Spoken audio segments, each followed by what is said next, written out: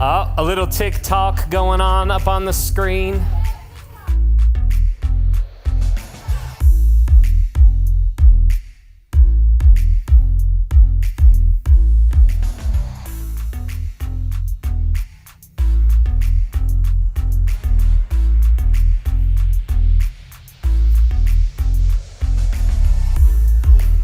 Find someone across the room and tell them what animal you think describes your personality best. Ready, set, go.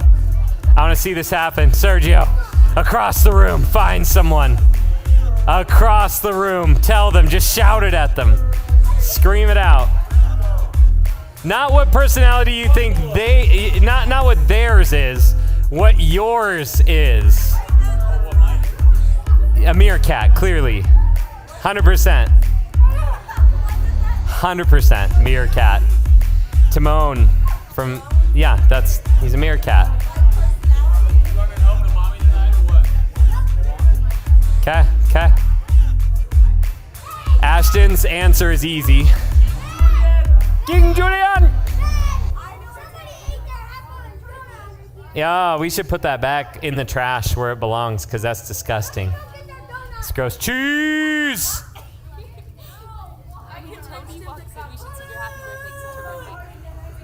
Is she walking in? Cheese! We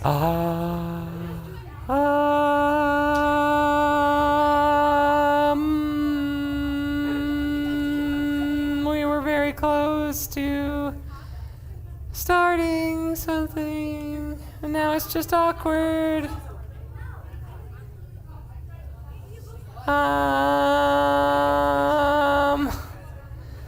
Come on in, come and sit down. Cheese, how's it going, bro? I feel ya. Welcome. I wish that King filter I used today was like all the time because it was pretty cool, the fact that I had actual facial hair for a moment through Snapchat. I guess, wow. My friend Rex, he had a full mustache going on in 6th grade. That guy. He was also balding already, so there's a downside. Cash.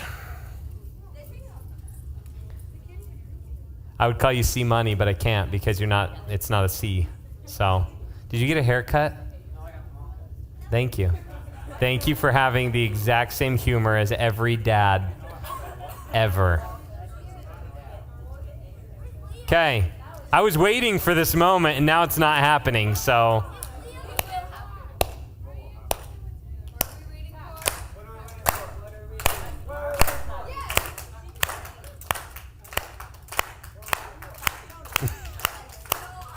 I don't know why we're clapping, but I like it. This is our end of Cool Runnings moment. That's what that is. All right, well, we were waiting on something. It's not happening, so. Where? So it's Janae's fault, really? We're going to blame Janae? Yes, what's your question? Yes. We should watch Cool Runnings for a movie night? Happy birthday to you. Happy birthday to you. Happy birthday, dear. It's Tony. Tony. Happy birthday to you.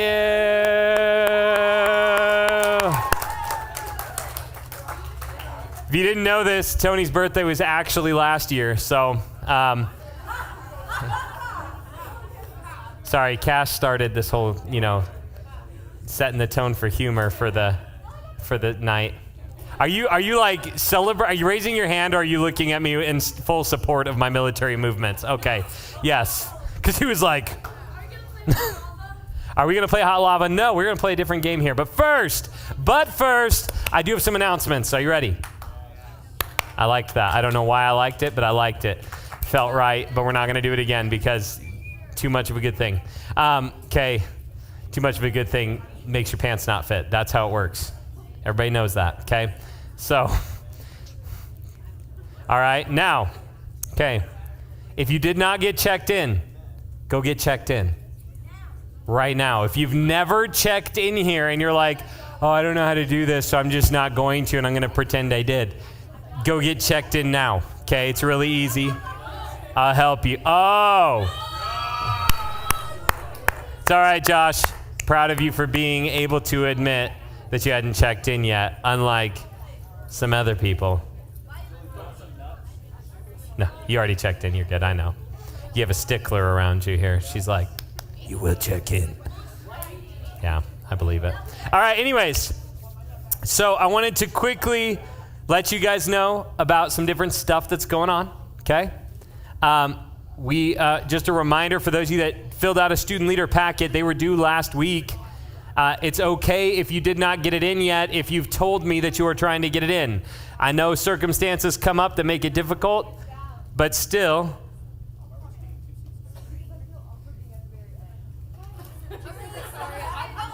I'll wait. You feel awkward being at the very end over there, so you'll sit at the very end over here. Got it. We'll just let you feel more comfortable protected by these, yes, the Crusaders. I feel it. I understand it. Okay, that's all right. Okay, whatever. Now moving back to important things. Okay, here's the deal. Those of you that had student leader packets that you took and filled out and even turned in, some of you, the rest of you, turn them in as soon as possible. Because if I start doing interviews and you still haven't turned yours in, you're going to miss it. Okay? So those of you that have turned in your student leader packet and have not gotten an interview date yet or have not filled out the Google form to tell me when would actually work for you so we can set a date, either fill out that Google form or come see me tonight. In fact, just come see me tonight. Okay?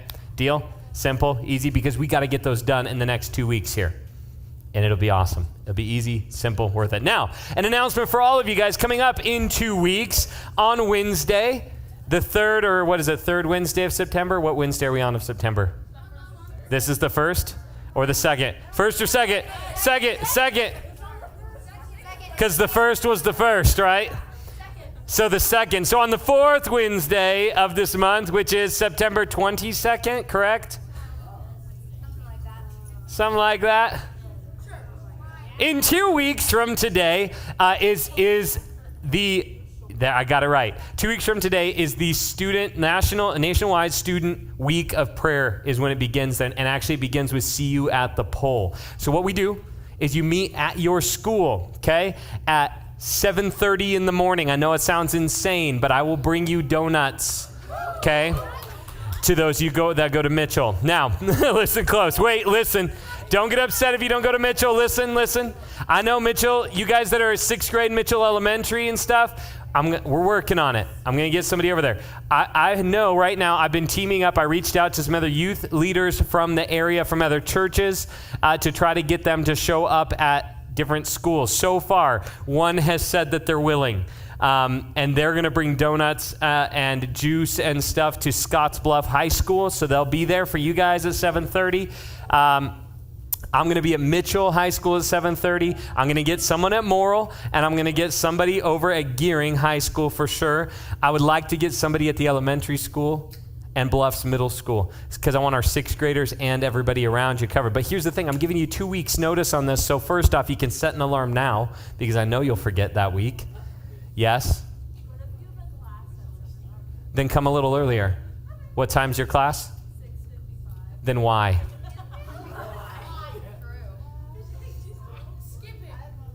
Don't skip your class. That's not okay. Now listen, coming from someone who skipped more classes than I should have, I was horrible. So anyways, you guys saw how I dressed. It's no big deal. Now, moving forward, listen up. With this, see you at the pole. The theme this year is just pray from James 4:10. They got a quick video on it. Let's hear this. There it is. Get serious. Get serious. Get serious. Really serious. Get down on your knees before the master. It's the only way you'll get on your feet. Get serious. Really serious. Get down on your knees before the master. It's the only way you'll get on your feet.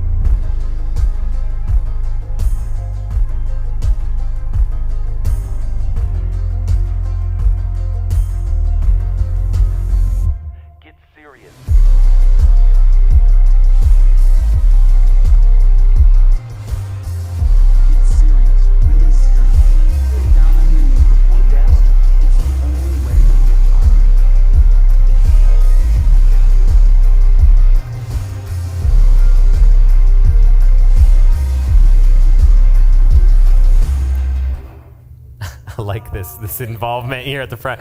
No, seriously, get to your school. Even if we don't have someone there, lead it out. Be the one who leads it. If you're like, well, no adult showed up at Bluffs Middle School, that's okay. You be the one who leads it at Bluffs, all right? Get it going. Grab your friends. Here's the thing. You got 2 weeks, so invite your friends. You got a friend who goes to another youth group or you've been wanting to get involved in some stuff, invite them to be part of this. Say, you get a free donut. We're going to just pray together. We pray. We go inside. It's no big deal. I know last year, over the last few years at Mitchell, between the two schools, there's been somewhere around 80 to 100 students getting out and praying. And that's been a really cool thing. Team with the FCA groups from your school. Get them out there. Get them involved. Make sure your school knows about this.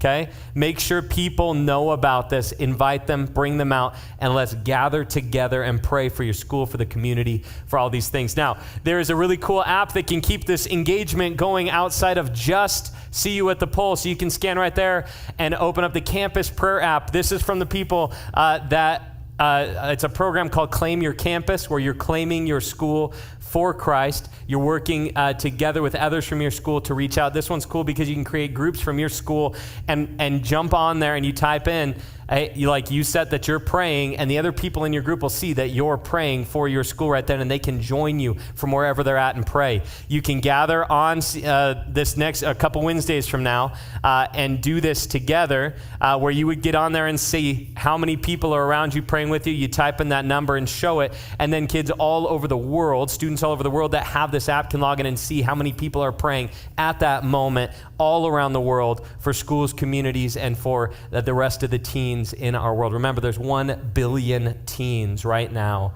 on the planet, and that is an insane amount. You guys remember what we did? Standing back to back, heel to toe across the room here, and it would take all 1 billion people lining up that way, all 1 billion teenagers would wrap around the world 7.5 times. That shows you how many a billion actually is. It's insane. So get this app. You can create a group in it. In that group, what's cool about it is you can set days and times that you're going to meet and pray.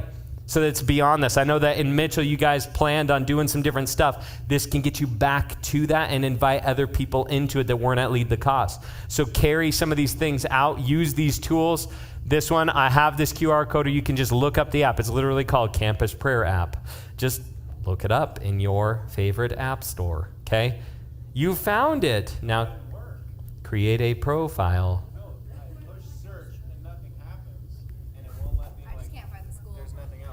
Hand it to me, because yours is actually, that's because, Luca, your phone is messed up, sir. Okay, graduation year 2024. 2028 for me. That's cool, man. Next. Search. Luca, what is wrong with you? Nothing happens. Because there's a bar right here to type into, Luca. Why? Next. Luca. Why is the bar there? Next. I don't know why yours is messed up, Luca. It's always messed up. Yours worked. But it won't let me search for the school. Mitchell, not junior and senior high school. Your school is Mitchell Secondary School, because Mitchell's really cool. That's wackadoodle. Mitchell Secondary. Oh, look, there it is. Oh, wait, there it is, down there. Man, all of you guys have weird phones. There you go. Not working. Next. Finish profile. Boom. Oh, snazzy. Thank I can't do that for all of you. Some of you are going to have to figure out your lives on your own. The fact that I know technology better than Luca is... It just doesn't work. It doesn't work. You're right, Luca. This whole app was a psych. No. I created this today just for Luca to realize he needs an iPhone. Now, I'm just kidding. Luca, you will figure this out. One day it will work. Turn your phone sideways. Did it do anything? Yes. Ha-ha! Worse. No, now it's worse. Can you scroll? You can't do anything now. Let me see your phone. It's worse. Okay. Let's see. Oh, there it is. It worked? No. Here, why don't you close the app, I already tried that. do it again. And right now, we'll figure it out, Luca. It will happen. Okay, cool. Ashton, stop it. Everybody's like, what did he do? He's Marcoing me. Now my watch is putting Ashton in, like, because it's still going. Apparently when I say your name loudly, my watch thinks I'm talking to it. Anyways. Okay, see you at the poll, 7:30, your school, 2 weeks. Okay, if you need some promotional materials, I'll send it out to you. The link where you can get that so you can print stuff out at your school and hang it up or hand it out or send to friends, whatever you need. Yes? As long as it takes. No, we'll pray by 7:50. Great, so we'll pray and you'll be in school by 7:50. No, don't get to do that. That's the thing, is this is not a protest. Aubrey, I know that it's dark in here, but it's not that dark. Your light's on. Your light's on. Your light's. She's like, oh, I get it. And I'm like, I was, literally. Blinded by the light. No, moving on. Now that that's stuck in everyone's head, you guys are like, your touch. Now, moving on. Yes. You and Luca both need to realize something about your lives right now. Yes. Your school does not have a poll. That's what, you know what's sad is I reached out to your dad. I hope you're watching. And I asked him, would you be at a school? And he said, I can be at Reddington High School. See, it was funny. They even counted in their laughter. Okay? Unfazed. Now, moving on. Are you guys ready? Yes, Luca. So is it possible to access it on a computer? Yes, I'm sure it is. Yeah, go to, what would it be, claimyourcampus.org or something like that. So you'll find it. It'll work. All right. Okay, we have 3 lilies in the room right now. Everybody give a couple claps for that, just for fun. Okay.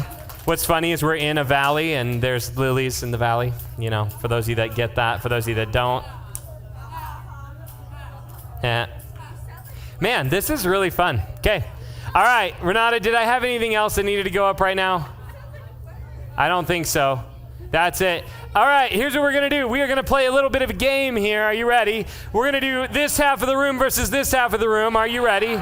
Okay? Okay. All right. Now, each half of the room, listen. Each half of the room, you need to select one individual who is going to be your champion. Okay? Discuss with each other. I'm giving you 20 seconds. Talk to your team.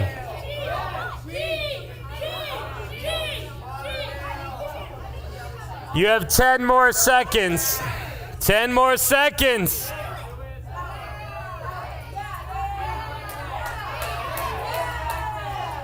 All right. You will have to speak.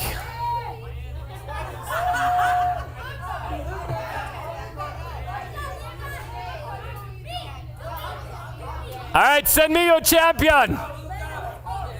This is perfect. Okay, now listen. Here's what this game is called. You can look at the screen for now. This game is called...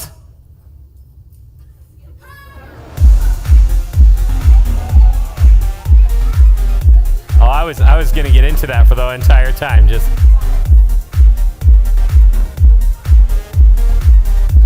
Crowd sound. Can you name that sound, Luca? Versus Landon. Here's how the game works. Let's go to the next slide. Okay, each team will pick a contestant to go up front. Done. The contestant will face their team but cannot look at the screen. Okay, whatever. The crowd will look at the screen and try to make the noise that would be associated with that word. The crowd cannot say any words or make any hand gestures. They can only make sounds. The first team with the correct answer wins the round. Are you ready? Okay, there's no practice round. If I hear the word from any team, your team will lose automatically that round. Are you ready? Okay, so all you will be doing is making a sound, okay? All right?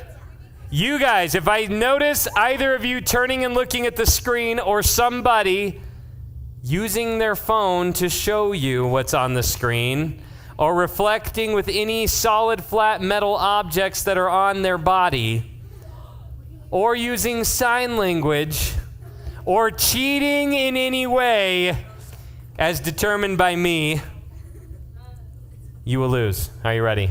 Okay. Choose your side wisely. Pick your champion. They've chosen Landon. Wait, you might want the other side because you may not want that side. I don't know.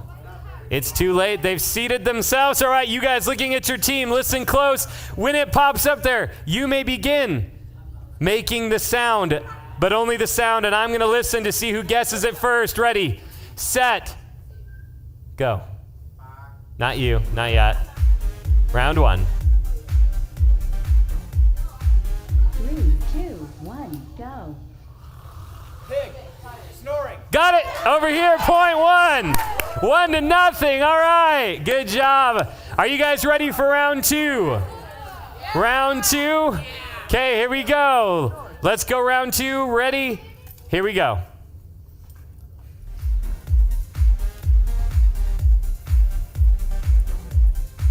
Don't cheat. 2, 1, go. Alarm clock, they got it!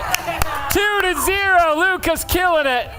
Oh my goodness, I love it. Landon just stared at you all like, I'm very awake right now and I don't know why. Okay, it's because it was an alarm clock, son. Okay, now, are you ready? Are you ready, Landon? Are you ready? Okay, it's 2-0. You are the 0. Don't let this be another Mario Kart thing. Okay, you were winning, but then you lost to me. I got 4th, but it was first amongst the 4 of you. Now, moving on. Okay, are you ready? Round number 3. Luca's winning so far. Set, go.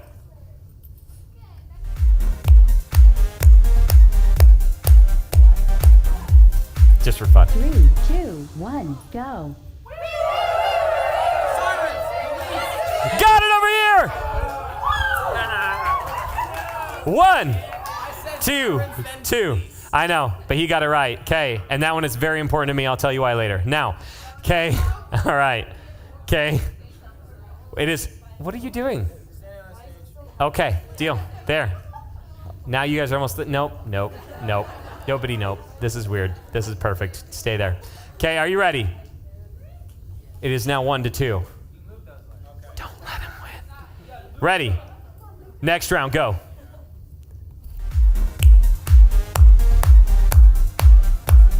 Just for fun. Everybody asks every time. 1, go.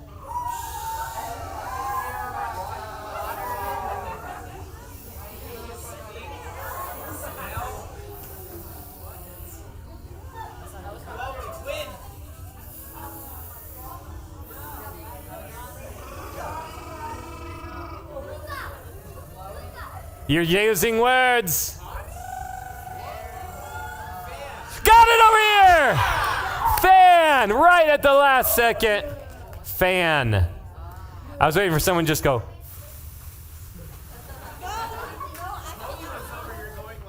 I know some of you are like, and I'm like, what is that? What kind of, if your fans are doing that and making that kind of noise, you probably should leave your home. Princess Penelope now owns your home. That's it. That is, Princess Penelope is in a safe place for all of us, okay? Are you ready? It's not a better place for her, that's for sure. Okay, are you ready? Next round right now, it is 3, 2, 1. Next round, go.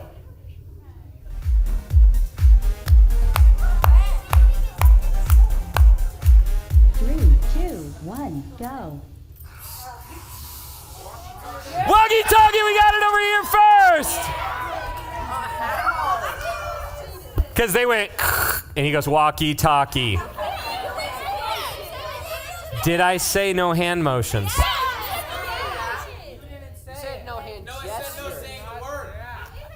Oh, no gestures. Ooh. No points that round. Actually, because you guys are being honorable, I'm going to award the point this way. We are now at 3-2. 3-2. Because your team cheated every round now then. Were they using gestures every time? Yes. I saw just simply these people right here out of the corner of my eye and knew there was a lot of this going on, okay? No gestures! Are you ready? It's only crowd sound. Are you ready? Luca, Landon, close your eyes. I will trust you to listen. Just, close your eyes and jump as high as you possibly can. Your team will catch you in 3, 2, 1. They do not trust any of you. That's it. Are you ready? Next round. Listen close. Yes, keep your eyes closed, set, go.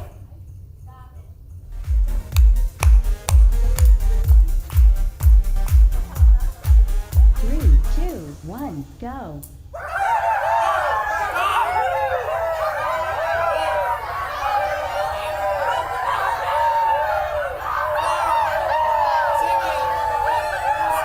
Rooster! Over here, we got it! Luca got Rooster! How did a Heine not get Rooster?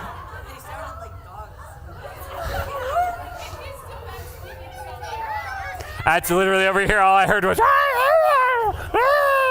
If my dog made that sound, Princess Penelope controls him now. That's it.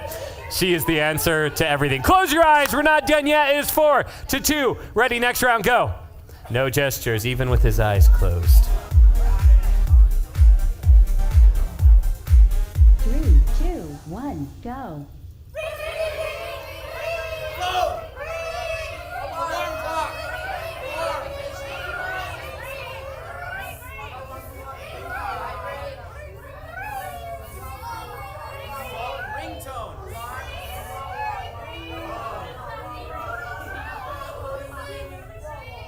No words. 3, 2, 1. And Luca said phone 5 times. The only kind of phone he didn't say was cell phone. Luca, he was like rotary phone, car phone, cell, nope, would never be that. All right, that's all right. No, it's okay. Neither of you won. You both lost. I hope you enjoy that feeling. Now, close your eyes. Next round, it is 4 to 2. We have how many rounds left? That was round 7. Is that right? No, that was round 6. 7. That was round 7. So we have 3 rounds left. Okay, 3 rounds left. Here we go. Close your eyes. Get close to your people so you can hear them. Set, go.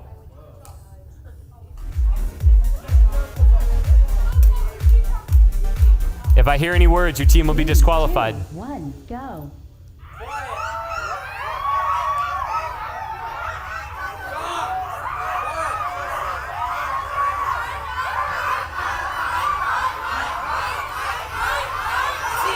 Oh, they got it over here. Here's the thing, is this whole group over here was going mine, which is a word. No, it's not. No. That's mine is not a word. Luca, look into that camera and tell them that mine is not a word. It's a sound. Mine is a sound. Where'd I get my what? Mine? Mine? I know, mine is a word. You guys said a word and I just told you if you say a word, you'll be disqualified. And this team also said seagulls right after you said it, and because there's a discrepancy, we are now at 4 to 3.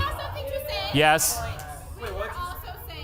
Oh, they were also saying mine, which means you had the same clues. Luca wins, but no team gets a point because you both cheated. Now, moving on. It is still 4 to 2. Going into round number 9. I want you, no, because they're doing gestures still. Close your eyes, stand by your team. Stand by your team. Close your eyes. You can sit on the stage, Luca. It's okay. Sit right down. All right, are you ready? Close your eyes. Only with sounds and no words. Jeez. Are you ready? Okay, here we go. Next round, go. Round 9.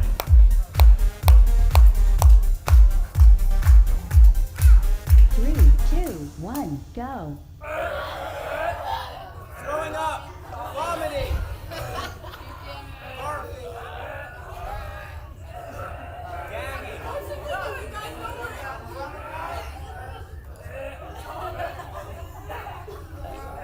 Burping. Yay! Burp, burp, burp. You literally had someone over here burp and say, I can forcibly do it, guys, it's okay. And then I had, that's words, it's words. I don't understand. You had the opportunity to burp and a lot of you are like, I don't know how to do that. You said words, come on. Okay, congratulations, you got burping close enough for a half a point. No, I will give you the point. It is 5-2, final round. But because they've used words, I might make this round worth 5 points. Because neither team has followed the rules at all. Are you ready? We will see if they beat you here, Luca, in a sound manner. Sound being the key word. Then they will still lose, but you can win. Are you ready? Hammer the nail into the proverbial coffin. Let's go. Round 10.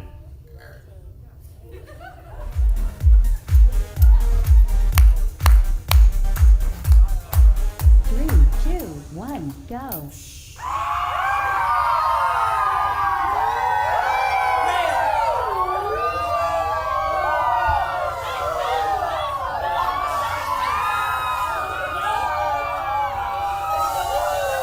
using hand gestures back there. You're talking. Roller coaster. He did get roller coaster. But we have a tiebreaker that is worth 10 points. Are you ready? Eyes closed. Here we go. Next round. Roll that beautiful bean footage, Renata. Eyes open, tiebreaker. Here you go. Eyes open. 3, 2, 1, go. You used words. Okay, listen. You used hand gestures, you used words. Both teams lose. Congratulations. Your team won more. Lost less. Something of that sort. Hey, if you're new here tonight, I need you to come on up here because it is now your opportunity for the impossible shot. Are you ready? You are ready. Okay, here's what you're going to do. You're going to stand right down here. You're going to hold this. You're going to shoot at that target back there. You need to hit right through the hole. You're going to want to stand down here because it is literally impossible from the first step. I don't even know how to shoot a bow. That's perfect because this is not a real bow. Now, if you win, real quick, I have a bucket full of candy, gift card. In fact, let's look and see if there's anything new in there, okay? There is, okay, M&Ms. This is in here. There's some different stuff in here. Oh, my goodness. Princess Penelope. If you make it through this hole, we will microwave this doll. Okay, are you ready? Okay. Are you ready? You get one shot, impossible shot, silence in the room. Not even close. Welcome. Okay. Just, yep, there you go. The hooks go right there. There you go, just like that. And then you're going to want to hold on the very back. Oh, well, here. Watch this. Shoop. Look at that. Living in the year 3000. You're going to want, there you go. This one's better. You can hold back here on these little tabs. There you go. Think Katniss, not catnip. Stand down and then pull way back.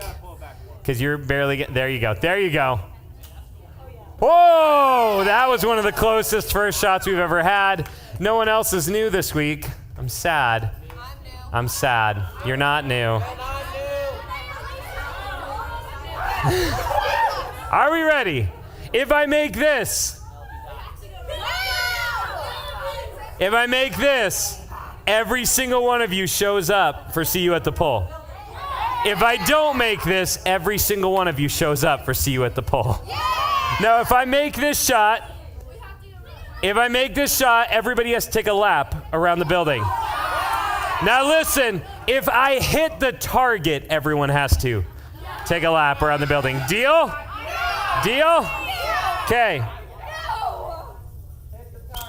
Ah, too high. That was sad. Very sad. That was a good throw, Cheese. Thank you, sir.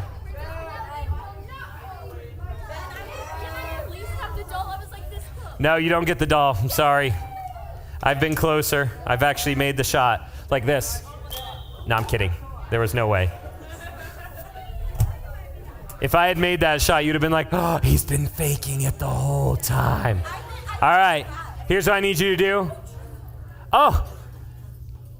Hayden Heine, I have to tell you something very sad. We played a game where everyone had to make noises. The noise was rooster, and your brother could not guess it before Luca.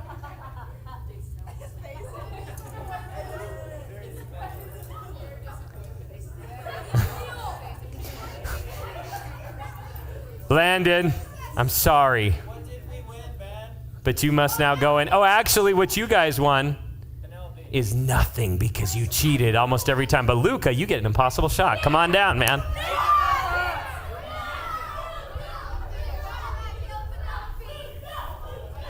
Are you ready, Luca? Yeah, I am. I'm so excited. I'm very much excited. This is good. Okay. Luca, you've shot this thing how many times? Like twice. Like twice 100. Okay, ready? Because one for that one thing where we had. I'm not talking about like I'm like ever. Because remember last year when you used to chase around 6th graders with it? And yes, and Lily especially. And Cheese.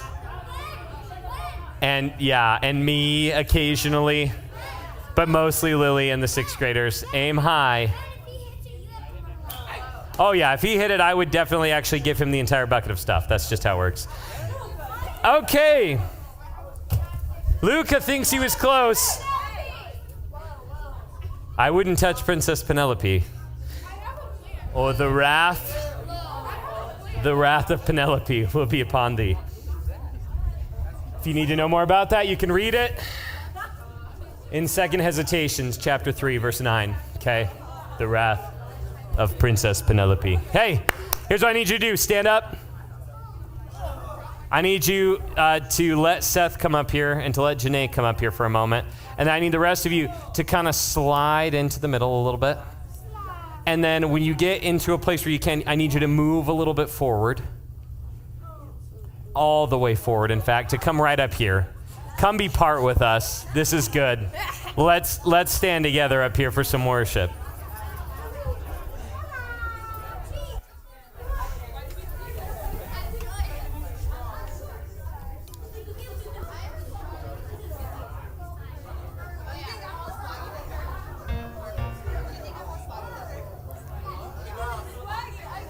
Hayden, do you want to get the side lights?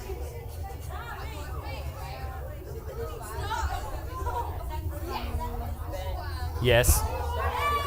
What?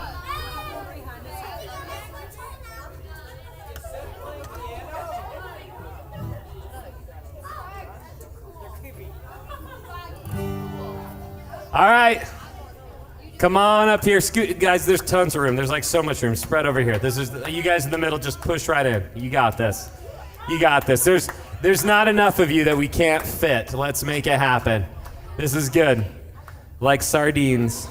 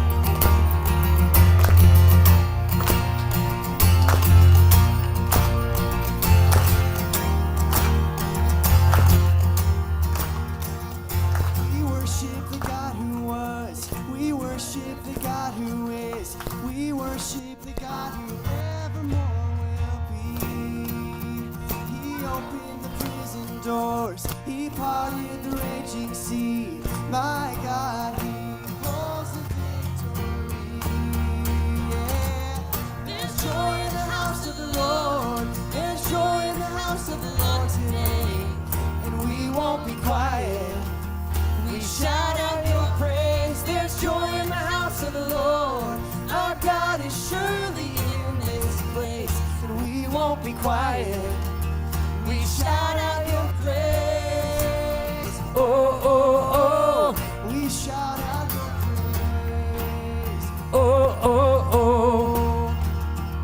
We sing to the God who heals. We sing to the God who saves.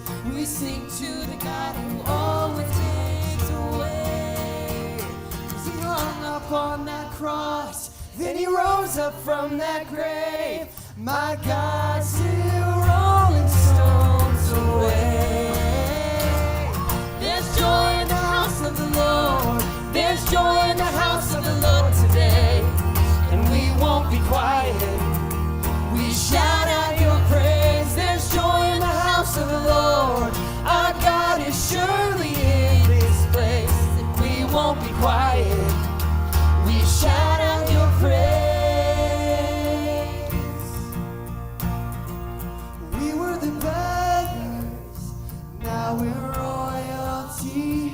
We were the prisoners, now we're running free. We are forgiven, accepted, redeemed by His grace. Let the house of the Lord sing praise. We were the beggars, now we're royalty.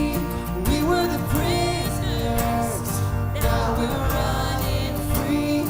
We are forgiven, accepted, redeemed by His grace.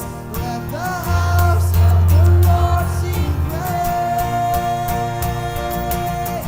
There's joy in the house of the Lord. There's joy in the house of the Lord today.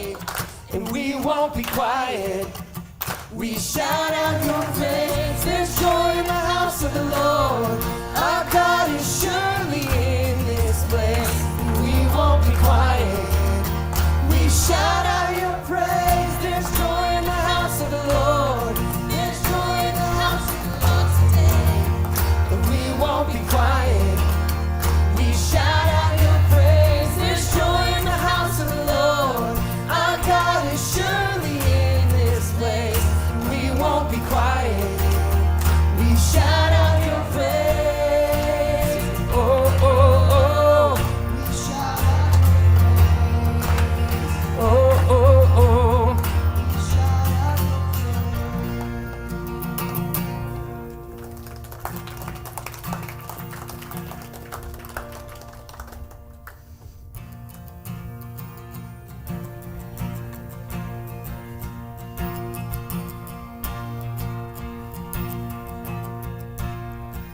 Through every battle, through every heartbreak, through every circumstance, I believe that you are my fortress. Oh, you are my portion. You are my hiding place. Oh, I believe you are the way and the truth and the life. I believe you are the way and the truth and the life. Oh, I believe through every blessing, through every promise, through every breath I take. Oh, I believe that you are provider. Oh, you are protector. Yes, you are the one I love. Oh, I believe you are the way, the truth, and the life. Oh, I believe you are the way, and the truth, and the life. I believe you are.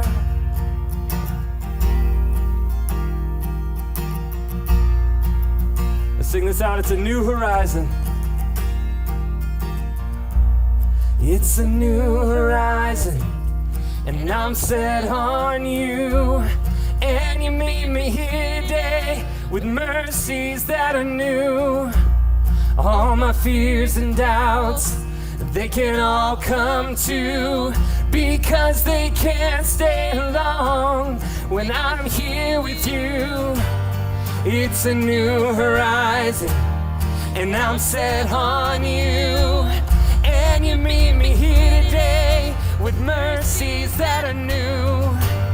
All my fears and doubts, they can all come true, because they can't stay long when I believe you are the way and the truth and the life.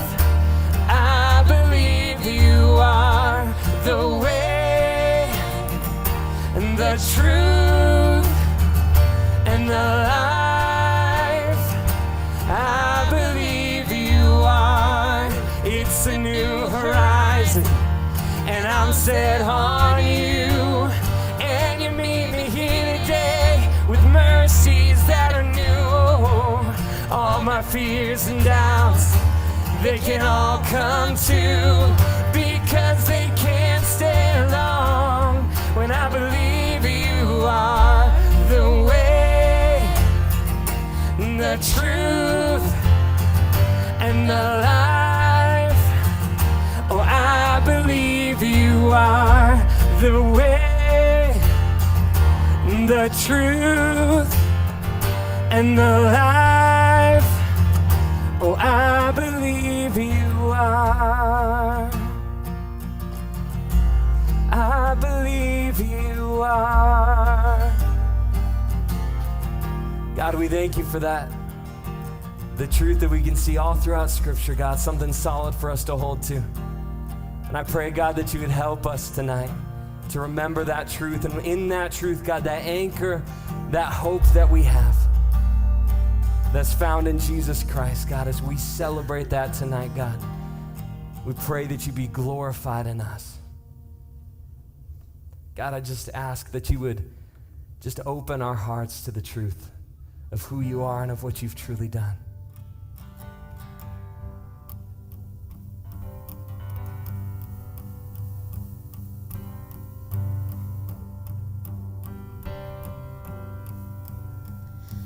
Great the chasm that lay between us, how high the mountain I could not climb.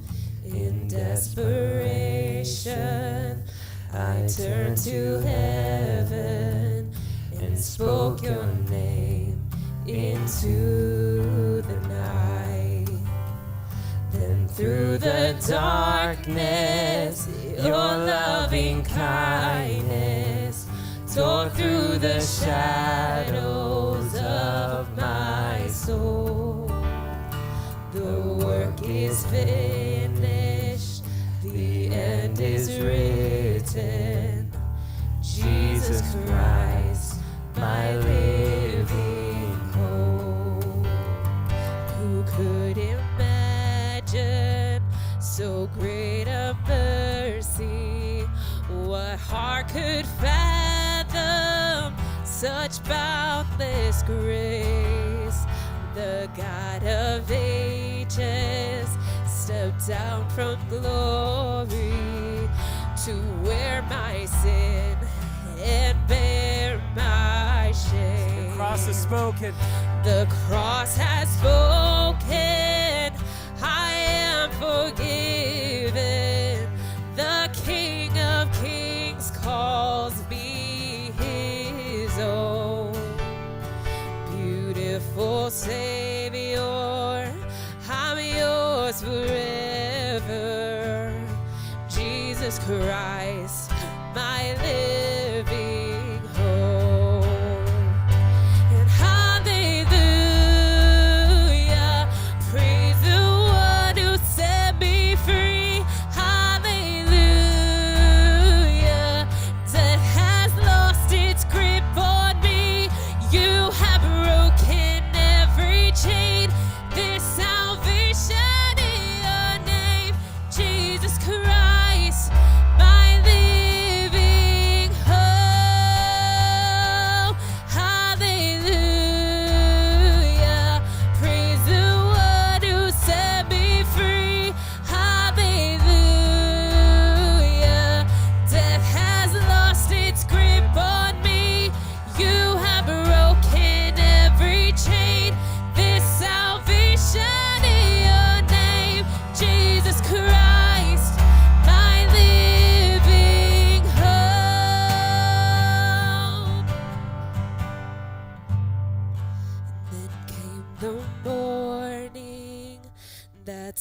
the promise. Your buried body began to breathe, and out of the silence, the roaring lion declared the grave has no claim on me. And then came the morning that sealed the promise. Your buried body began to breathe. Out of the silence, the roaring lion declared the grave has no claim on me. Jesus, yours is the victory. Oh, hallelujah. He's the one who set me free. Hallelujah. Death has lost its grip on me. You have broken every chain. There's salvation in your name, Jesus Christ, my living hope. Hallelujah. Praise the one who set me free. Lost its grip on me. You have broken every chain. There's salvation in your name, Jesus Christ. Sing that again, sing My hallelujah. living Here we go. And hallelujah. Praise the one who set me free. Hallelujah. Death has lost its grip on me. You have broken every chain. There's salvation in your name, Jesus Christ, my living hope. Jesus Christ, my living hope. God, you are my only hope. God, we sing this truth out tonight. God, asking that you would help solidify it in our hearts. God, set a foundation for us of this. God, that there is a hope that we have in Jesus that nothing else can offer, nothing can give, God, and nothing can take it away. Help us, God, to hold on to this hope, to let it be the anchor for our souls that solidifies us in your truth. God, we praise you for tonight and for the sweet moment of getting to lift you up in praise. I just ask, God, that you be glorified as we open your word. Challenge us, grow us, teach us. We pray this in Jesus' name. Amen. All right, guys, take a seat.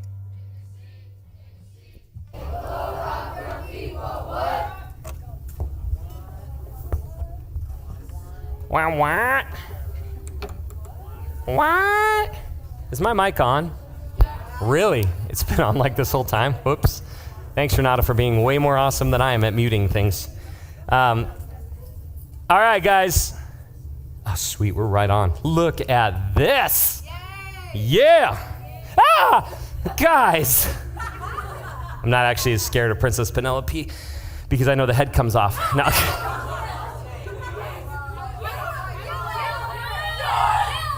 Now, someday I will get to have my glorious moment with Princess Penelope, where I will slowly ignite her. Yes. Someday we might. You have a method. Does it involve anything that flies out at extreme velocities and maybe perhaps destroys things that it hits? Okay. We might have some fun.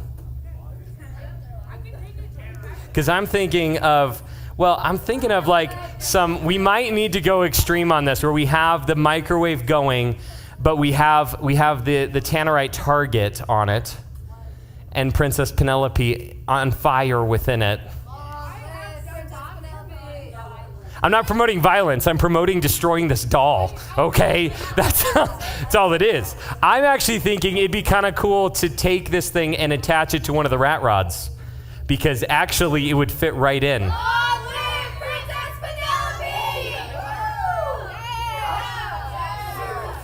Well, now let's get down to the doctrines.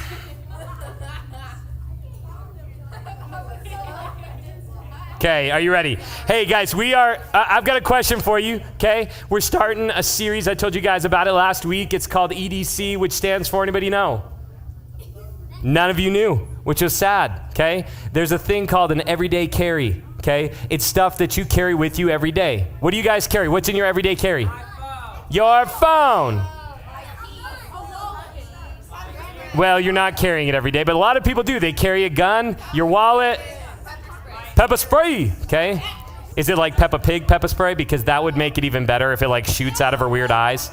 Okay, oh, okay, that's cool. Yeah, hey, Luca will never touch that. He didn't. He got it in his eye. I know. I know. Sprayed it, I know. I'm like, how rude. Now, moving on. Back row, what you got? You every day carry a method to kill Princess Penelope. I carry my earrings. Earrings, everyday carry. Okay, and you got some specific ones that it's like every day, this is my ones. I see it. Rings, got it. Okay, for me, my everyday carry, okay? Everyday carry for me, I got my wallet. Okay, now, I don't carry my wallet in my back pocket because I have back problems because of all sorts of things in my life. And when you have to sit on a wallet all the time and you make buku bucks, like I apparently don't, okay? But when you have to carry receipts for every purchase that you make, you suddenly are like tilting in every chair and your back's all messed up and stuff. Mine's still messed up. This didn't help, but it is cool because all my cards are right there. And I like that. So your dad has the same wallet. Well, forget that. No. Okay, here's the thing. I'm sorry, Wally. Okay, now, all right, my pocket's name is Eva. So, Wally and Eva. Now, listen, so my wallet is one. My phone is another, but it's not just my phone. It's my snap grip on my phone here, because it snaps. And I like it because it's magnetic, okay? So then I can still take this off and I can charge my phone through this case, which is my mouse case, which I could throw out of a helicopter, and the case would be okay. I don't know about the phone. It's apparently supposed to. I also carry... I had one of those and my phone shattered. Well, but look yourself in the mirror with the pepper spray again in your hands. It wasn't even me. Okay, I carry a chapstick. I've got my raspberry lemonade blast chapstick because I'm a human and I like flavor. Okay? All right? You need it? Oh, come on. Janae loses chapsticks more often than I can buy them. Now listen, I also, right now, a part of my everyday carry has been my Lead the Cause bracelet. They normally don't fit me, but I was able to stretch this one out, okay? Because I've got very, very large wrists, okay? My wedding ring, which some of you have seen me throw on the ground, it's not what you think, but sometime I'll explain it to you. Also, my Apple Watch, Series 3, because can't hide money. Now, moving forward. Actually, it's because it's super cheap. And I didn't need the one with Life Alert built in yet. Some of you we'll have a vote later to see which one I maybe need.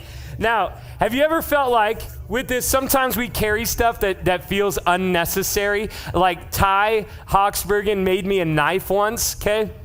Which, by the way, I took a group of you to Lead the Cause in Sterling, and my knife is missing now. It was in my car. So if you find a knife of mine in Luca's stuff, since he's the one not paying attention. No, I never stole your knife. But if you find my knife somewhere, please let me know, because Ty made it for me. Now listen, Ty gave me this knife. It's too big for me to carry because I'm not one of those guys that puts things on my belt, because I'm not one of those guys. But here's the thing. This knife is kind of ridiculous. I don't really have much use for it. But one night I was planning on getting up and running in the morning, but I was like gonna run out of town. I'd mapped it out. I was like, I'm gonna run right over by the river and then come back, and I'm gonna hit 4 to 5 miles, depending on how far I make it before I pass out. So I was like, I'm gonna run out here. I know, here, I need it. I need it. You guys can't fight over it. We've already had a problem in this building with it. Let go. Not a choice. Thank you. Okay. I'll give it to Princess Penelope for now. Okay. If she sprays it, you all will believe me. Now listen close. So that night I was terrified because I was going to go run. I wasn't scared of running. I was scared because in the middle of the night I kept having these nightmares that I was being attacked by deer. That I would get somewhere down there and this deer would come out. Now, you look and say, deer don't do that. You didn't grow up in my house where I had like very few channels, 4 of which were Christian channels. I had thousands of channels I wasn't allowed to watch. 4 Christian channels and the Outdoor Network, okay? On Outdoor Network, they had a show that you could watch where it was when animals attack. And you could watch, these hunters are out there with guns and a deer would come out and destroy them. And I'm like, yeah, until I'm the hunter. Okay, and I wasn't trying to hunt, but then it was a couple days later, a friend of mine posted on their Facebook saying, which we're old so we can be on Facebook, but he posted, hey, just a heads up for those of you guys that are going out running in the morning, I was running along this street in Scotts Bluff and a mountain lion crossed in front of me and back over, and I turned and went the other way. I didn't see it again. And I realized in that moment, if I run, I will carry my knife. So I decided one night to run, didn't bring my knife. Every corner I turned in Mitchell, there was a posse of possums. And they're like cats. You see cats and they all run and they're diving into the sewers and stuff because they're cats. They're like, rah! Like they're Princess Penelope's spirit animal, okay? Y'all get it. But possums, oh my goodness. You come around the corner and they're like they're terrifying. They're like big old chunky roly-poly animals that want to eat your face. If you kick them, no, I'm just telling you, there were enough of them, I would have died. Now, moving on. Listen. Sometimes we have stuff that we don't think is that big of a deal to bring with us, and we kind of do. You ever felt like something was just not that important only to find out that it was? You ever been in that situation? I think about it like this. I was in Honduras one time, and we were flying back from Tegucigalpa. I need everyone to be quiet. I'm the only one that gets to talk through this whole time right now, okay? I need you to listen. Deal? Because last week and the week before, we've had a lot of side conversations going, and you're missing a lot of important truths. I know we have fun. We've had a lot of fun for the last hour, and actually, most of you for the last hour and a half. I'm asking you for 25 minutes. All right, deal? Thank you. All right, perfect. Okay. But here's the thing. We're flying back from Tegucigalpa. We've been there for 10 days. I'm with another pastor. Actually, there was 2 other pastors from our church on this trip. How did all 3 of us get to go? I don't know. But one of them, his name's Mark Carlton. Mark is in his 60s, okay? He's been pastoring for a long time. And he has been on lots of trips. He knows all the rules, knows all this stuff. Now, in Tegucigalpa, their airport is a little intense. They search everything all the time, constantly. While we were there in Tegucigalpa, which it is tied and switches back and forth with Wichita, Kansas for the murder capital of the world as far as murders per capita. And so parents were like, so where are you guys going? Tegucigalpa, they researched. They're like, oh, that's dangerous. I said, I know, and we're flying out of Wichita. So we're going from one to the other, and it was glorious. But while we were there, we're in we had been going to this grocery store and stuff, and the missionaries, we left the grocery store, we get back to our compound where we're staying, and there's armed guards everywhere. Well, the missionaries that were with us, one of the families went back with their kids. They left their kids in the car, go into the grocery store, and they start hearing shots outside.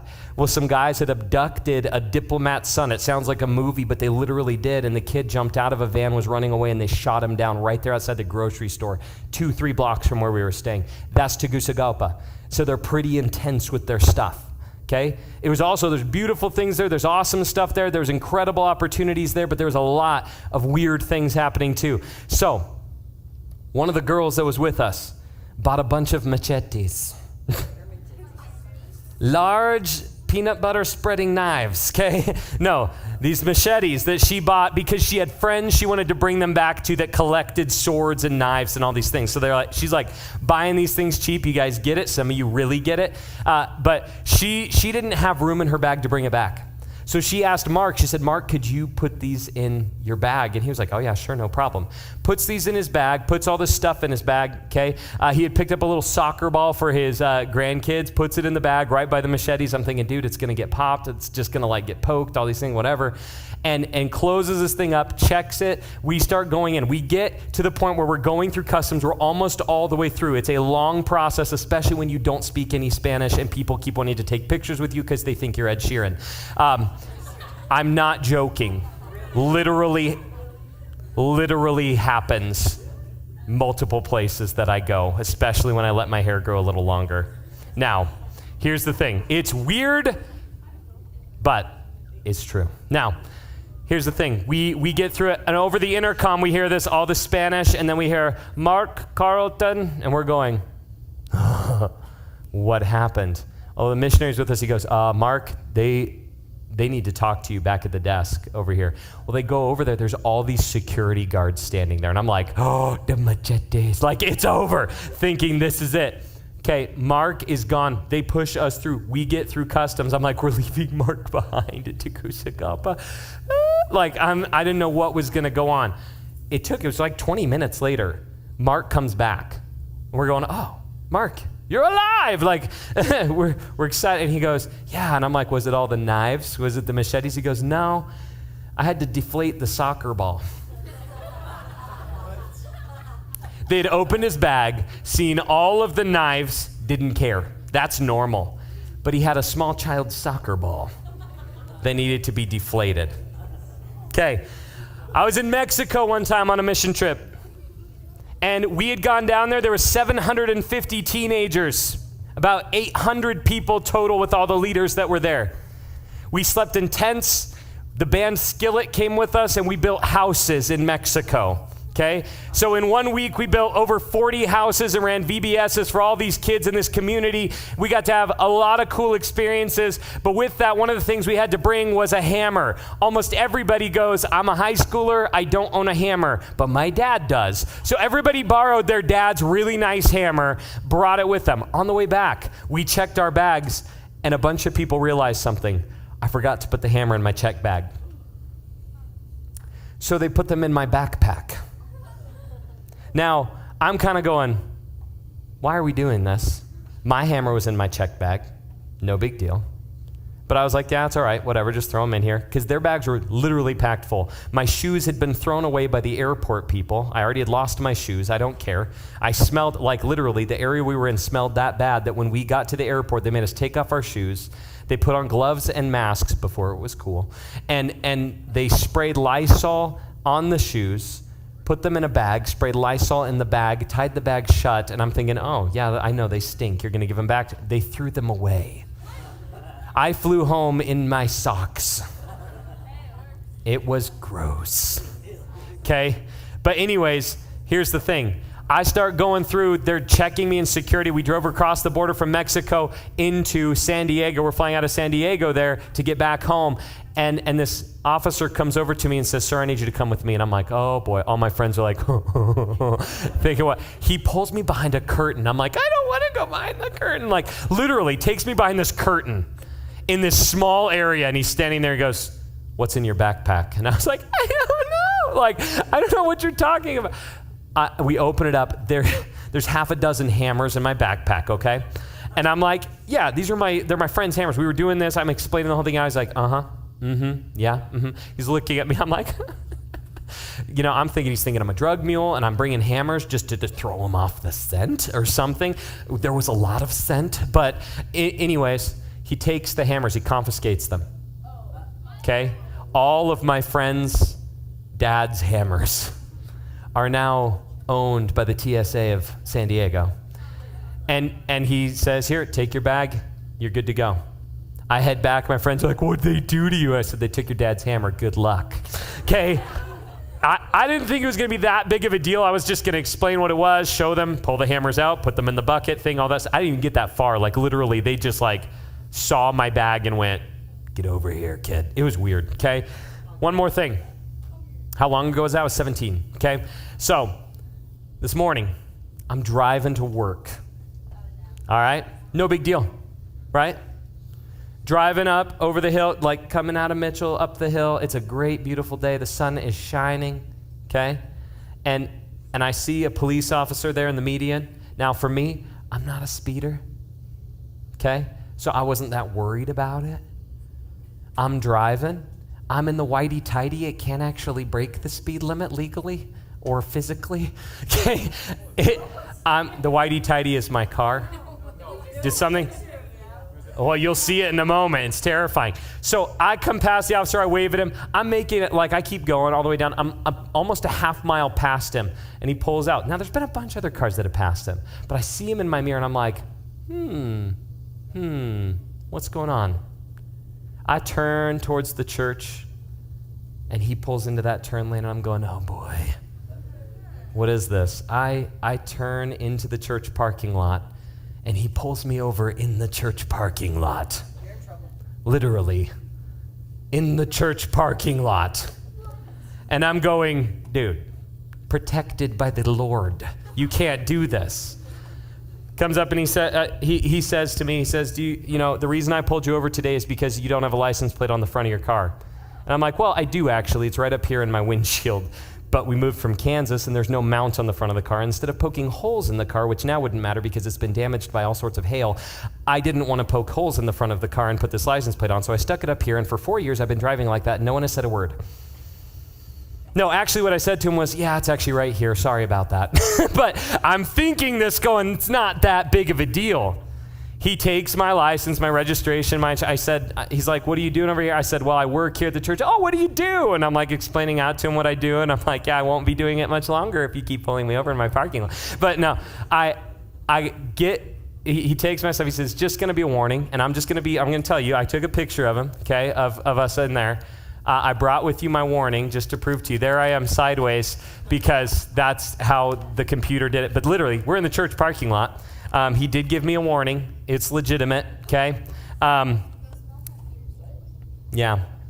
He got, and it took like 20 minutes for him to decide if it was that big. I'm sitting there going, okay, like what is he checking on? Like what is he trying to figure out? I didn't think it was that big of a deal. None of these things really seem like that big of a deal, do they? They don't seem that big of a deal until, listen, you're at altitude in a plane and a soccer ball explodes in someone's bag and you hear a large boom and people start freaking out. That's why that's a big deal. The knives aren't going to explode, but a soccer ball will, and it will freak people out. And if you've ever been trapped in a small confined area with freaked out people, apparently a lot of you have done this. Deflate the soccer ball and whatever that means to you to not let the situation escalate. How about this? A half dozen hammers on a plane could equip someone to hurt people, right? If I'm walking around with all these and I set it down, my bag down, and someone sees one of those hammers sticking out and they're angry at someone else and they grab it, they can go ham on them. And it's like, we don't want that, right? Okay? So how about this? A slightly hidden license plate could be the key element missing from an important case in which people's lives are at stake. Absolutely. Where you're driving through and a traffic cam can't get a full picture of it because of the reflection off the glass. That's why it's not supposed to be behind your windshield, but on the front of your car. I get why it's a big deal when you look at all those things. This is why some of you were, when I was saying you should have got the police sirens thing earlier, it was important to me because I experienced them more regularly than I should. Now, listen close, okay?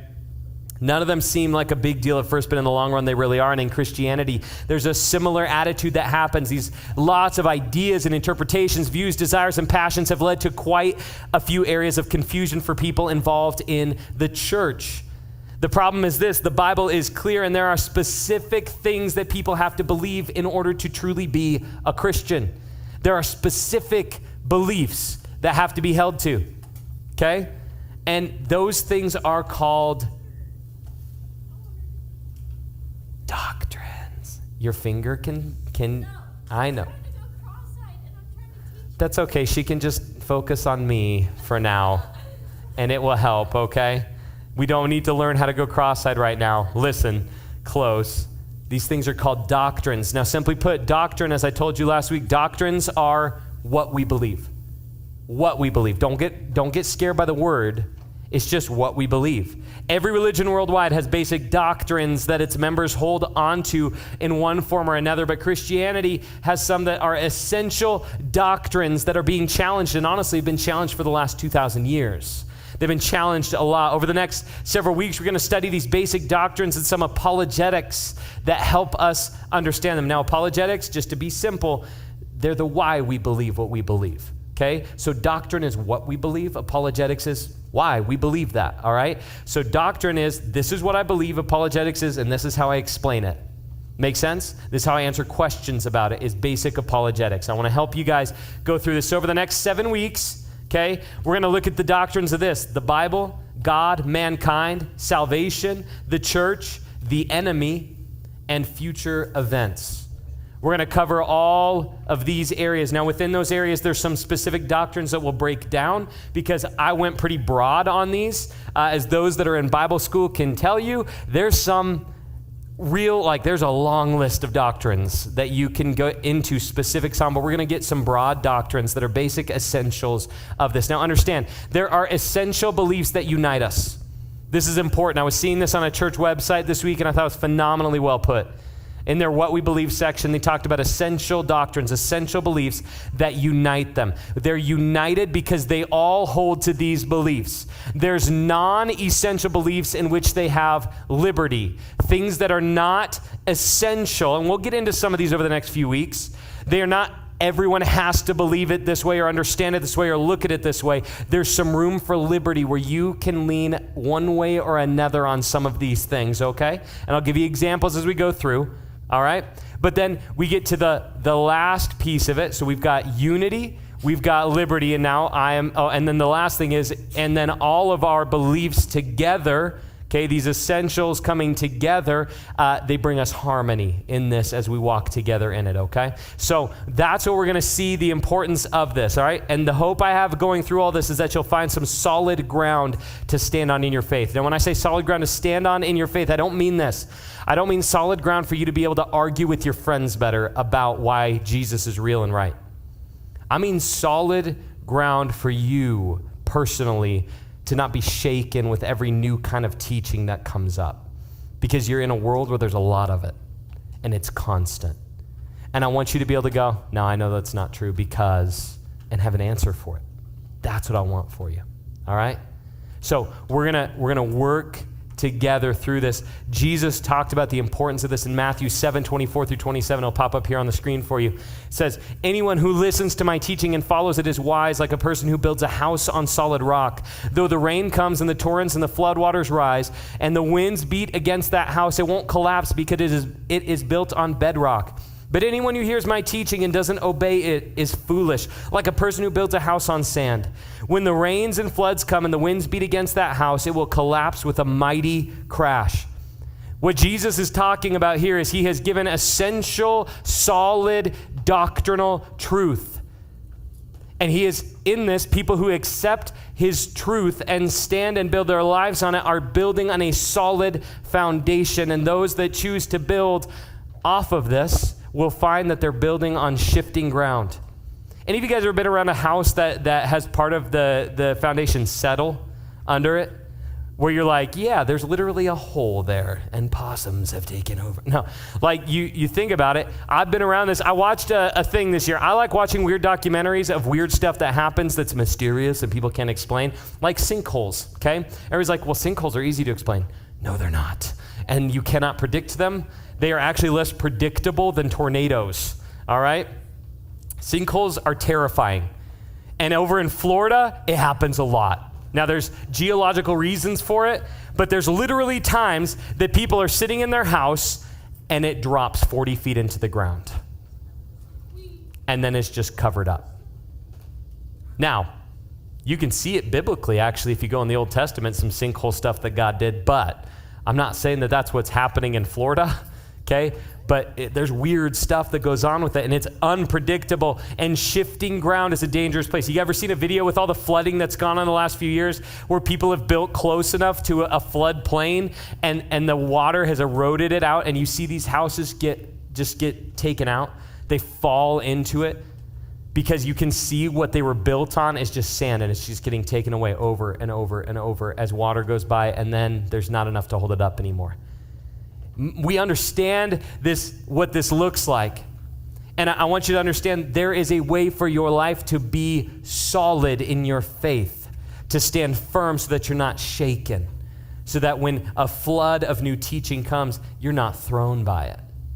I want you to be able to stand firm, not just in, oh, I think this is right, but to know and to be solid. So that's why we're going through this.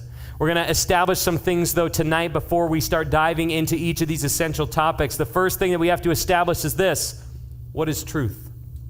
What is truth? This is a very common question, but it is not a new one by any means. It was a common question in the world of Jesus' time for people to be questioning truth, or even to feel that there was not a solid source of truth.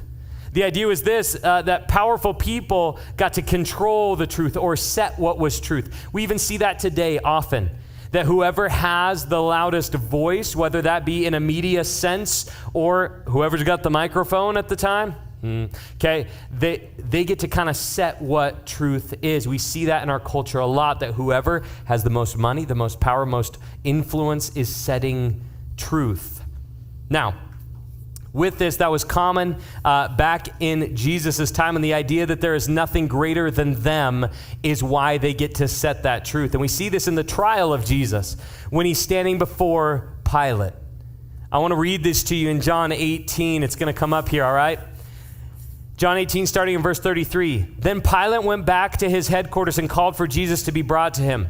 Are you the king of the Jews? He asked him. Jesus replied, is this your own question, or did others tell you about me? Am I a Jew? Pilate retorted. Your own people and their leading priests brought you to me for trial. Why? What have you done? Jesus answered, my kingdom is not an earthly kingdom. If it were, my followers would fight to keep me from being handed over to the Jewish leaders, but my kingdom is not of this world. Pilate said, so you are a king? Jesus responded, you say I am a king. Actually, I was born and came into the world to testify to the truth. All who love the truth recognize that what I say is true. What is truth? Pilate asked. Then he went out again to the people and told them, he is not guilty of any crime, but you have a custom of asking me to release one prisoner each year at Passover. Would you like me to release this king of the Jews? But they shouted back, no, not this man. We want Barabbas. Barabbas was a revolutionary. Now understand this. Here's what we have. Jesus, who's claiming to speak the truth and declaring that there is truth. And then Pilate, who knows what the truth is in this situation, but still lets the crowd choose their own truth after declaring to Jesus that truth has no real power. That's what you're seeing in this moment here. That's what's just gone on, as Pilate saying, what is truth? He wasn't looking for an answer. He said, what is truth? And he walked out, meaning truth means nothing. What I say goes. My authority is truth. I'm going to go out here and I'm going to tell them the truth, and they're not going to want it. They don't want it. And he did. He stepped out and said, this man's innocent. There's no reason why he should be in here. I shouldn't even be doing this right now. But do you want me to release him or not? And he let them decide what they wanted to make truth in that moment. See what I'm saying? So here's the question for you. I want you to turn to a person next to you. We got a pair share here. Where do you see this debate over truth today? Turn to the person next to you. I'm going to give you a couple minutes here. Where do you see this debate over truth today? Ready? Out loud with words, set, go.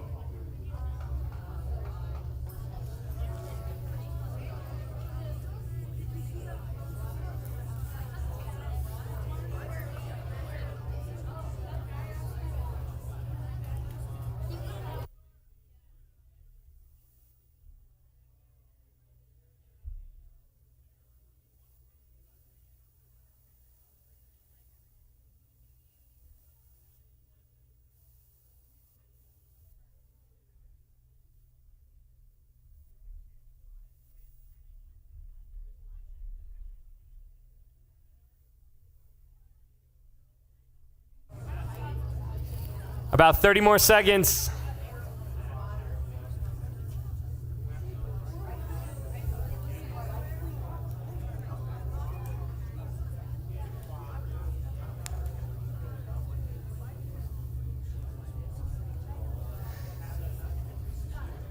All right, guys, I want to hear from you. Where are some of the places that you see this debate over truth today? What you got, back row? At school, in what ways do you guys see this at school? What do you see? Shout it out. Different groups. Like how at school are we seeing this debate over truth? Science. Over what is truth. And there's a lot. And when you get into, you guys have studies almost every year where you get into evolution. Okay? And then there becomes this debate of what is truth. Is this theory of evolution truth? Is the theory, the Big Bang Theory, truth? Or are they theory as they're named? You get into some of these things. They're presented in a way that comes across as truth. Okay? It's interesting. What else do you guys see? Where else do you see it? Politics. There it is. There's another one where we're constantly debating what is truth. Now, you guys have had the joyous fun of experiencing celebrity politics. Jeremiah, it's not always been like that, right? No. There used to be some class that would go on between the candidates somewhat at points. There were always times that you'd see things happen that you're like, yeah, politicians, it's what it is. But there were times, I remember watching debates and stuff. I remember watching the debates and kind of being impressed with how they handled each other, how they handled themselves in regards to questions or accusations or things that came up. There was some class involved. You guys have seen a lot more of like toddlers screaming at each other kind of attitude going on. And there's been a lot of debate over what's truth and people having to decide what truth is and all this stuff. Where else do we see it? I'm going to go to this side. I've already asked. Where do you see it? Safeway.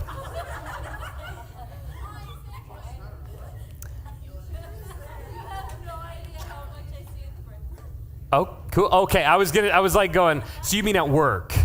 Got it. I'm like, Safeway. Their prices are a lie. No, okay. All right. What you got? Where do you see it? What? So with the topic, here we go. We got a specific topic that's been a hot topic lately because of decisions that have been made. She said abortion and getting into what's right, what's true. Where should we lean? Where should we stand? This is what we see going on right now. These are some of the topics, and we're going to get into a lot of these kind of things as we go through this series. What do you got?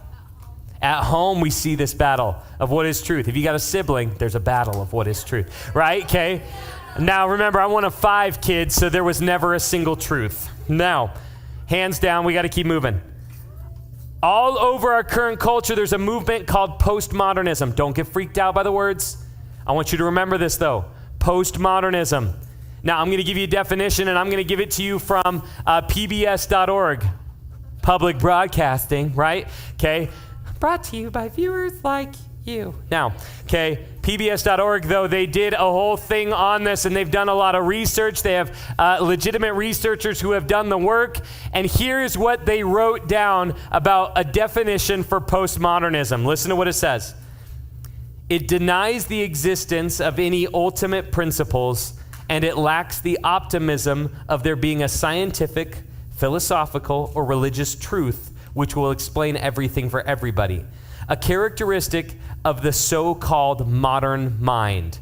It stems from a recognition that reality is not simply mirrored in human understanding of it, but rather it is constructed as the mind tries to understand its own particular and personal reality. Let me break that down for you here. Here's what they just said, okay? There's no absolute truth, but instead I develop my own truth based upon my own ideas of my reality. I'm playing Sims with life. I get to create the rules, the ideas, whatever I want goes. It's kind of, when I was a kid, there was books called Choose Your Own Adventure books, where you would like go through it and you'd read a little bit and you'd get to the spot where it'd say, if you want to choose this, turn to page 71. If you want to choose this, turn to page 3. I love these books. I'd go through them and I'd read my mom didn't like how I do this because we had Book It from Pizza Hut, and you would like read and earn pizzas, and I'd read the same book 5 times, but 5 different ways. And my mom's like, that doesn't count. I'm like, I also read Garfield and Calvin and Hobbes this week, Mom, so we're covered. Let's go get my pizza, right? So that I cheated a lot, and I got a lot of pizza, okay? But here's the thing. It's not cheating. I was reading. I'm a good reader. Okay, now, listen close, though. They have shows on Netflix now where if you've got a Roku device, You can get on it so you can watch. Like, I like this. They did Bear Grylls, Man vs. Wild, Choose Your Own Adventure. And he comes to this river. And he's like, okay, there's a croc right over here, right? Okay, so there's literally a crocodile in the river. And he says, okay, I think that we should probably go around it. I think if I go up here, I can get around it and we'll be safe and we'll just move on and not have to deal with it. Or I could try charging at it to scare it away so we can continue down the middle of this river. Hit your button to choose which one. And literally, you get to choose. Now, you can go back and watch what would happen on the other one. One, he survives. The other, he dies. I don't know how they keep filming after that. No, he didn't die. Both ways work. But there's these cool things where you get to choose your own adventure in this and kind of have fun. And there's a lot more than just that show that does it. But here's what I've always thought is funny about that is that in life, when we apply that same principle, it doesn't work. I don't get to choose my own adventure. I don't get to choose my own truth and how things work. There are specific things. Let me show you this. It sounds nice to be able to create my own truth to live by, but there are some major problems with this ideology. When truths don't match up, when people disagree, my truth and Luca's truth contradict each other and we have to interact with each other. Whose truth wins? Mine, clearly. But I want you to think about this. That's not fair to Luca, is it? And he can have his own truth unless it goes against mine. Then he has to submit to me. You see where the problem is already? It doesn't work. Look at the social justice movement. This is what it is I feel this way and you must bow before me in that. If you don't, you're against all of us. And it's a difficult thing right now. I could give you a whole lot more in that direction, but we don't need to. I just want you to see where these things apply. If there's no absolute truth, then what's the purpose of rules and laws? Why would there be a purpose of morals at all if there's no real absolute truth to hold us to something? How do we know what's right and wrong if there's no truth? If I get to choose my own? Doesn't make sense, does it? Let's put the phone away because it's been quite distracting for your row, okay? I want you to think about this. Why do people who create their own truths still follow the flow of society as if there are solid truths that they have to follow in order to get to their own? You see what I'm saying? There's specific things and patterns that they go, well, but you just have to do this. This is part of life. And I'm like, well, not if you get to choose your own truth. That doesn't make sense. Now we're just choosing our truth where we want to, but other places there's absolute truth. But there's no absolute truth. It doesn't make sense, does it?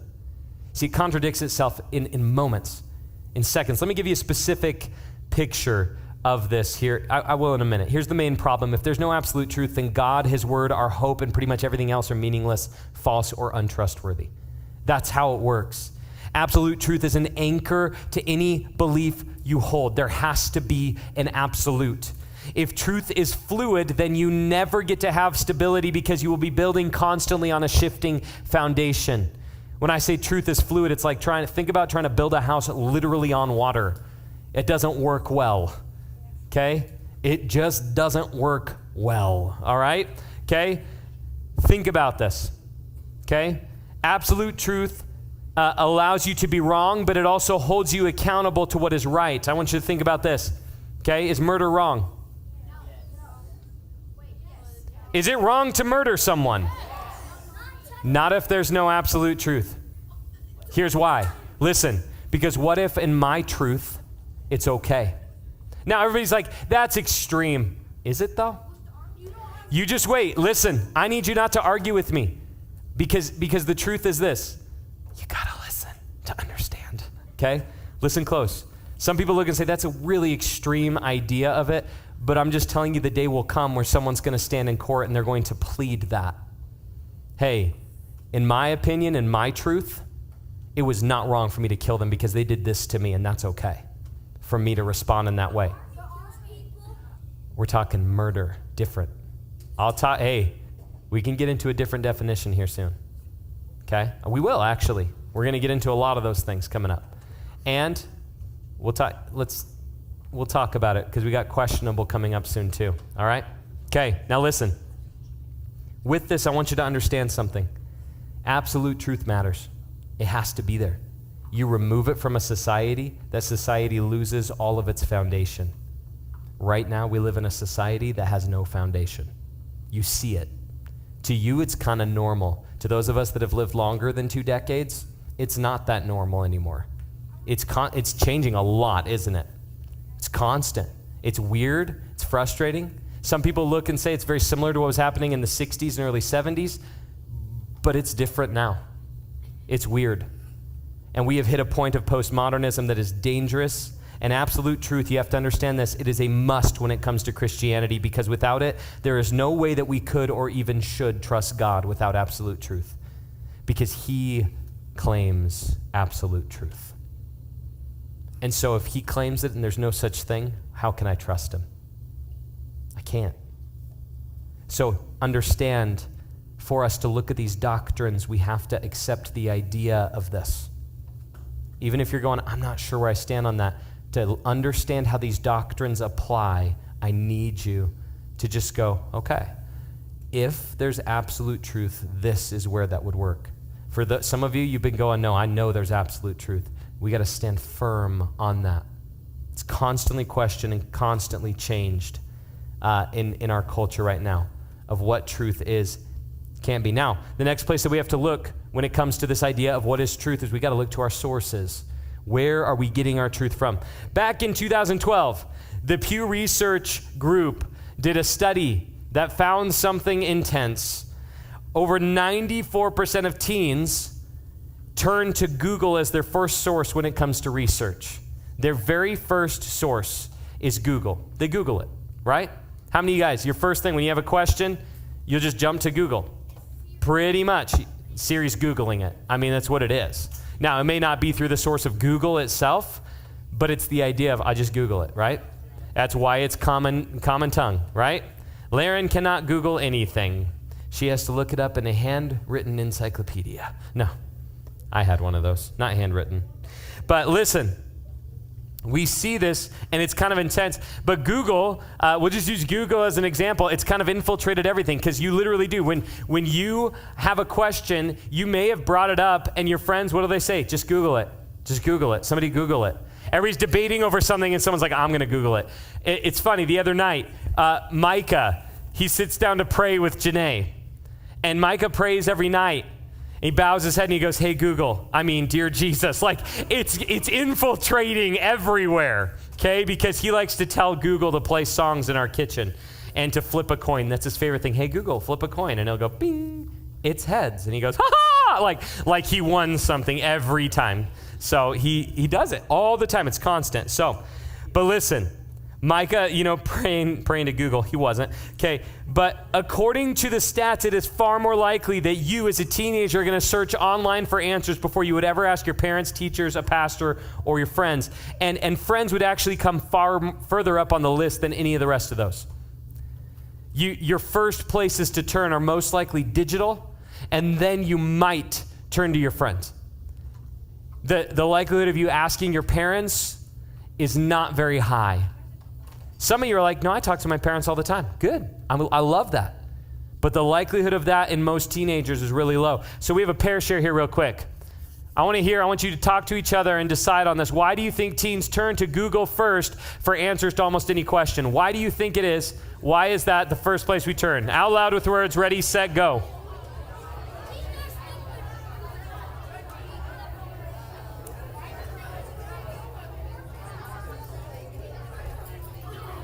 About 10 seconds.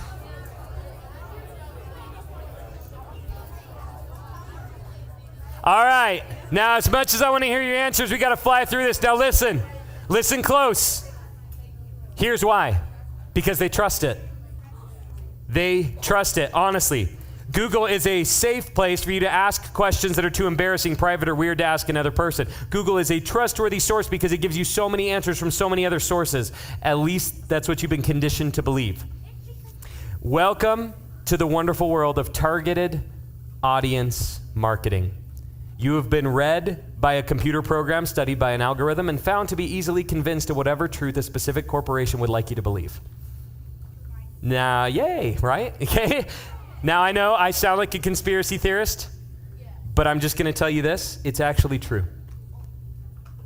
You ever been talking to a friend about something? You pull up your phone, you open up Instagram, and there's an ad for it.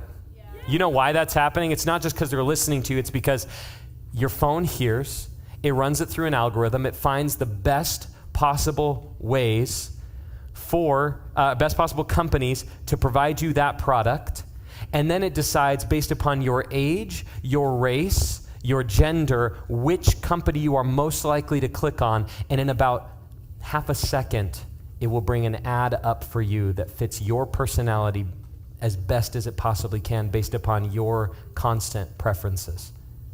Isn't that crazy? This is all legitimate science, legitimate computer stuff that's going on constantly, constant marketing.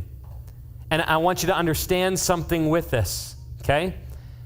This is the problem with trusting certain sources, is they're not built to give truth. They're built to make you believe certain truths or someone's truth. Now, I'm not telling you can't use Google. I'm not.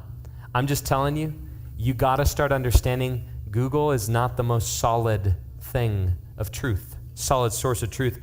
The reality is this: when it comes to truth, there are many sources claiming to be the authority, but almost every one of them has been proven to be to fail time and time again, or to corrupt its answers for personal gain. And there's one source that continually holds true, doesn't shift with the culture, and points directly to the real truth instead of the convenient one, and that is God's Word. And we're going to talk about it next week, really in depth, why we can trust God's Word. But you have to understand, this is going to be the source that we're going to pull our doctrinal truth about Christianity out of, is the Word of God for Christians. Makes sense that that's where we get our doctrines, but I want you to understand, next week you're going to see why we can hold to it as truth.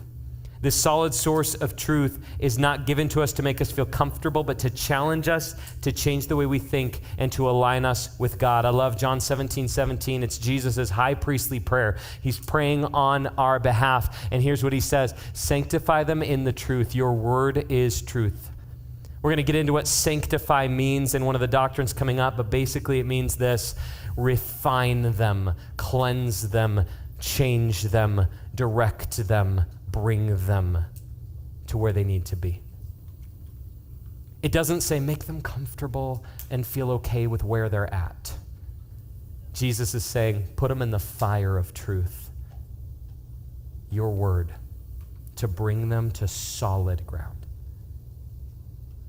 In God's word, we have something clear that you need to understand, and it's this: every single one of us was born sinful, bound for hell. And there is nothing you can do to be good enough to fix that. You are not good enough. And you never will be. And I know that's hard. But here's the truth. Even though you can never be, God sent his son Jesus, who came, and he was. He lived perfectly, and he willingly sacrificed himself, paying the price that you owed to God for your sins. And all you have to do is put your faith in him. All the weight of what it takes to save you on Jesus. That's it. Believe that there is no other way but through him that you can be saved, and you are saved. It's beautiful. It's incredible. It's easy, it's simple, and it's truth. So if you're here tonight and you have not yet put your faith in Jesus, I want you to consider doing that tonight. Don't hesitate. Don't hold back. I'm going to put you into small groups here, and we're going to finish out the night together. If you have questions about that, you can come grab me, or you can go and talk to your small group leader about this, but don't finish the night with those questions not being answered. I would love to talk to you through it. And like I've told you guys before, I'm going to be just as awkward and weird in a one-on-one conversation, and that's okay. Just come talk to me. I would love to help you guys understand this, all right? I'm going to pray, and then I'm going to break into your small groups.